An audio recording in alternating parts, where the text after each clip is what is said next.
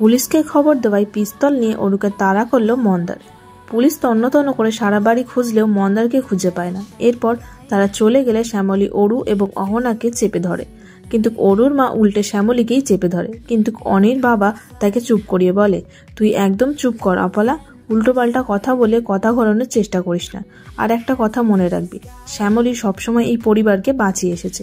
এখন আসল কথা হচ্ছে মন্দারের ব্যাপারে পুলিশকে খবরটা দিল কে, আর এখন মন্দারই বা কোথায়?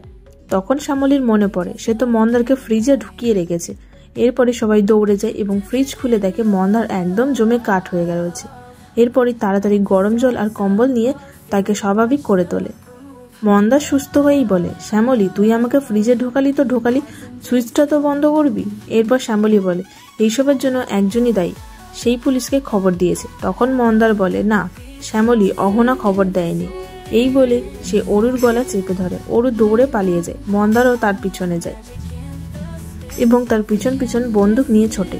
এরপর অরু একটা ঘরে ঢুকে যায়, মন্দারও সেই ঘরে ঢুকে দরজা লাগিয়ে দেয়। সো বন্ধুরা, তাহলে কি মন্দার এবার অরুর পেট থেকে কথাটা বের করেই ছাড়বে? তোমাদের কি মনে হয় অবশ্যই জানিও কমেন্ট করে। দেখুন কোন গোপনে মন ভেসেছে সোম থেকে শনি রাত 8:30 শুধুমাত্র জি বাংলায়। এরকম সমস্ত আপডেট সবার আগে পেতে অবশ্যই আমাদের চ্যানেলটি সাবস্ক্রাইব করে নিও।